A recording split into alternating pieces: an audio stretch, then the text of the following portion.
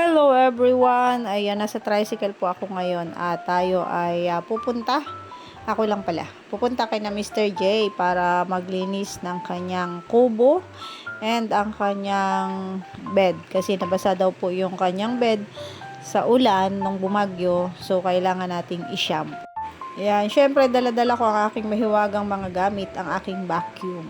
Hello guys, nandito na ako kay na Mr. J, ang ating unang client na vlogger. Papa-shampoo siya guys ng supa. Kasi yung supa, ay supa pala, bed. Kasi yung bed niya nabasa daw nung bumagyo. So, kailangan i-shampoo. Kasi pag binatuyo lang yun guys, sa pag binatuyo lang sa araw, tapos hindi siya na-vacuum, babaho yan. Kaya sabi ko sa kanya sa live niya kanina, shampoo ko. Nabasa ata niya. So, ayan, tinawagan ako guys. At eto na yun. Yan. Pero nauga na siya pero parang basa. Nauga yan mamaya. Single lang naman to guys. Kasi single lang man ako. Single man lang daw siya. Kaya single lang yung bed niya. Pwede nagtudubol. Pero pag nag-double na siya, edi syempre double na yung kanyang bed.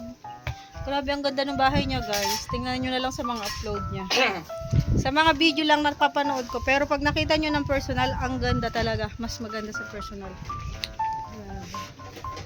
Thank you so much po sa mga walang sawang sumusuporta sa mga video ni Mr. J. At salamat din po sa mga sponsor. Kami guys ay mag-uumpisa ng mag-shampoo. May bagong tray niya ako guys. Ito. Tama yan. Siyempre hinihigop niya eh. Hinihigop niya yung dumi. Mas matigas pag may tubig na.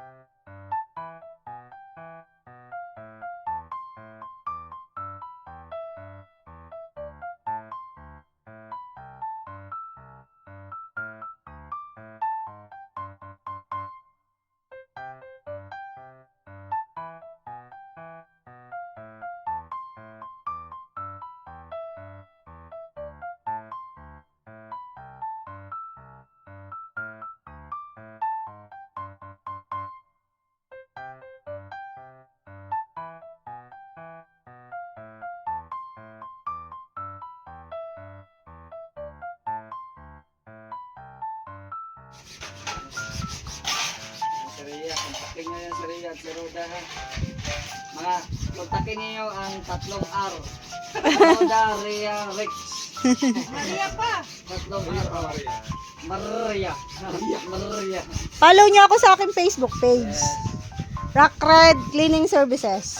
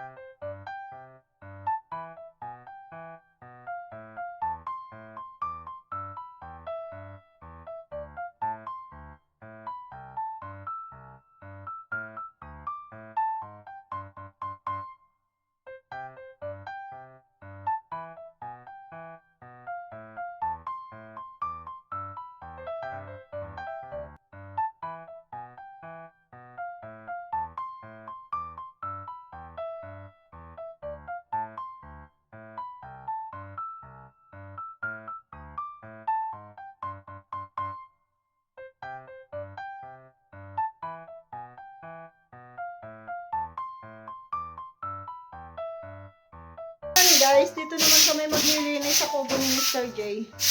Tinanggal namin yung linoleum. Kasi nabahal siya dito ng nakaraan. Basang-basa. Baho kasi yung pag dito ng nakaraan. Sipag nung aming bagong trainee dito. Oh, shout out! Ang trainee namin. Bago pa kasi ay. Tama. Pag mga baguhan guys, nasisipag. Pakitang Eh. gilas.